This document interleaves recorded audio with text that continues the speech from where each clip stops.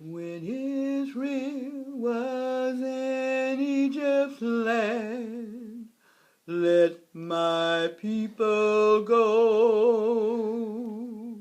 Oppressed so hard they could not stand, let my people go. Go down, Moses, way down in Egypt land, tell old Pharaoh, let my people go.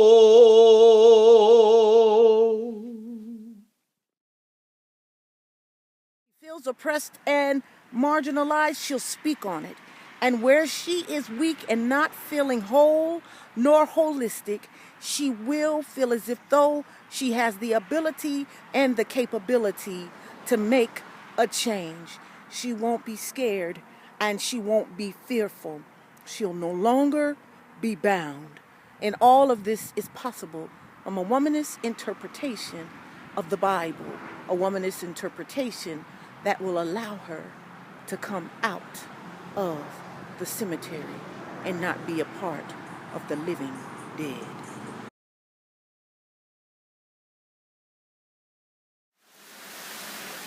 Yes, I was asking, do you remember the first time that you, as a woman or as a girl, as a child, felt as if though your body was not your own, and that some type of way by society, by a system, or by people, that your body was not your own and you did not have control of your being?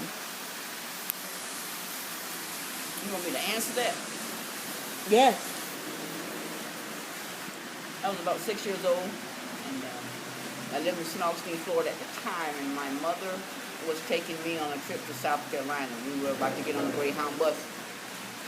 I think it was still the era in which black people had to sit on the back of the bus. There were no two seats together. So my mother, we sat in the back of the bus. There was a seat right next to the bathroom, open, and it was next to this Caucasian gentleman, older guy.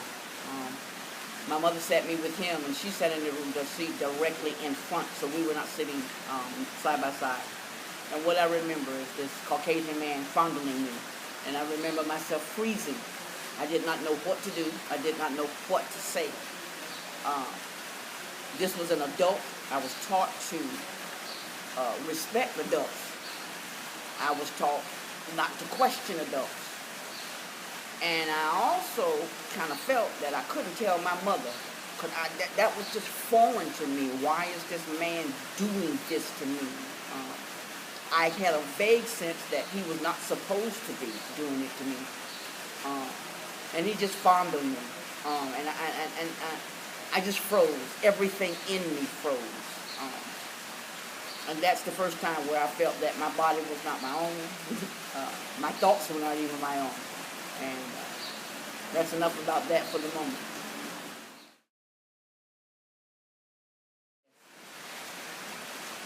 I think I was even ashamed at that moment, but I would not have called it that at the time. When I got to South Carolina, in the course of me staying there with my cousins, I was going to visit my grandmother. I believe my cousin asked, I told my cousin about the incident. My cousin was a little bit older than me, 6, 7, maybe she was 9, 10, 11, maybe even 12, but I told her about it. I did not get a reaction from her at the time, at least not one that I can remember. But I do remember she asked me later on to get her something. I know that glass of water, and I said, I'm not getting you any glass of water. What she said to me, she said, if you don't get me the glass of water, whatever it was, I'm going to tell what you did. And horror struck me. It was then that I felt that that incident was my fault. It was then that I felt crushing shame, guilt, and that if somebody knew about it, I would get in a whole lot of trouble. And so I think I would not have said that at the time. I began to build up walls around me because I couldn't let anybody know that happened to me. I couldn't let anybody know that this man did this to me. And I felt that it was all my fault. Before I was 15 years old, I was sexually molested by 7 different men. One of them was a preacher. Can you elaborate on the preacher more?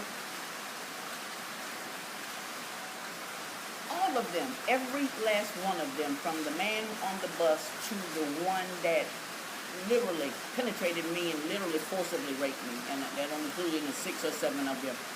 All of them said about me was that I was pretty, and that I was smart. The preacher, because I was involved with the church, I could sing, and so our youth choir was in demand. And I remember going to his church, and I remember him watching him preach, and I just could not understand how anybody, a preacher, could hurt me like that.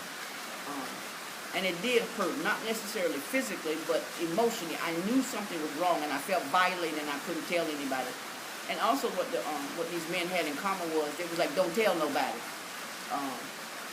And it made me feel as if I was the one that was wrong. There was something vehemently wrong with me. Especially pretty was not a good thing, and smart was not a good thing. And so I downplayed these things a lot throughout my life. It was difficult for me to sit in the church in which this man was a minister and listen to him preach. To me, he represented God, and I, even to this day, have a distasteful attitude toward God.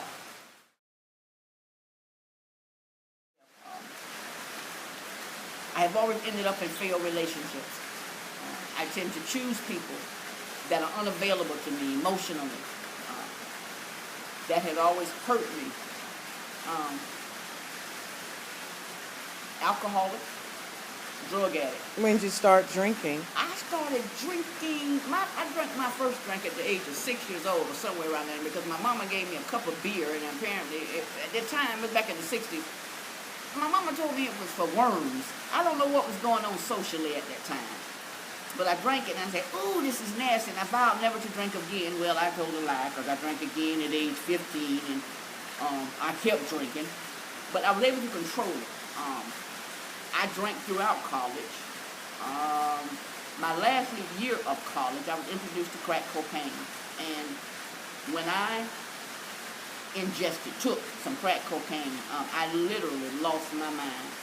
It was then that the compulsion to use alcohol and drugs, specifically crack cocaine, took control of me, and it literally almost destroyed me.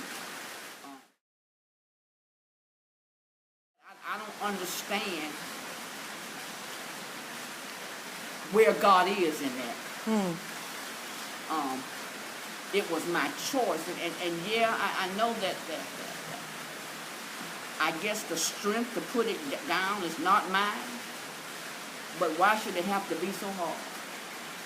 And these are the questions where I find myself in my life now. I still have the question why, and I understand that sometimes from the Christian community it's why not, and I still go back to but why. But why? So that's where my distastefulness with the creator of all that is.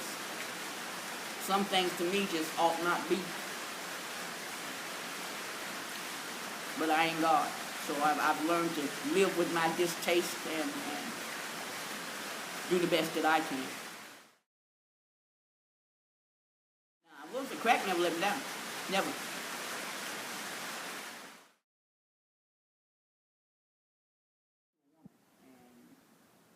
Growing up in the Baptist church, those are frowned upon. Society frowns upon them. And so as trying to express myself, I always felt that I could not.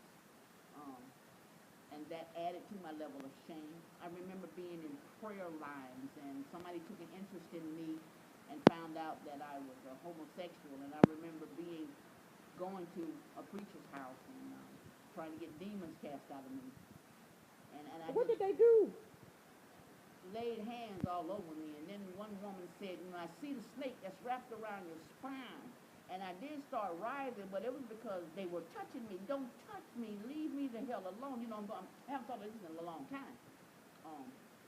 And so after I left there that day, I just felt I felt defeated.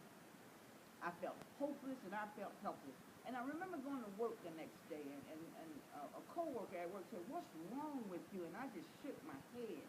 And I'm like, I don't feel I can make it. And it was all because of the fact that I'm homosexual. I am a lesbian. And that these church people who I respected, and they know more than me because they closer to God than me, because I can't be close to God because I'm homosexual and he don't like them. He, she, it don't like them. And when I say he, I'm always going back in my mind. Because God was always a man, I'm sure. Back then, yeah. And so, again, to answer your question, I was ashamed in those relationships. I was ashamed of myself. Mummification is all about royalty, queens and kings, pharaohs, people who are rich, people who the society thought of as above and beyond everyone else, those high on the hierarchy, the pillars in the communities or the pillars of society, those who had a lot of control. They thought so much of these individuals' lives that they would wrap them, bind them, and preserve their bodies. Mummification was a very serious ritual. But today, I want to talk about mummification metaphorically. Metaphorically meaning the mummification of black women.